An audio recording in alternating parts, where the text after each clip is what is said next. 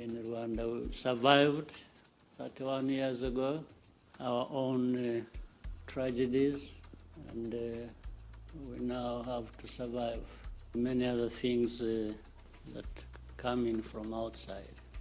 But history has also taught us is that there are big nations, small nations, there are these tragedies, and there is a way to survive them, and there is progress to be made by everyone, and that even when there is darkness, whether in Rwanda or in Africa or the whole world, some of these small places can glow and show some light. Our place, our Rwanda, in that darkness has to glow. It has to find some light too.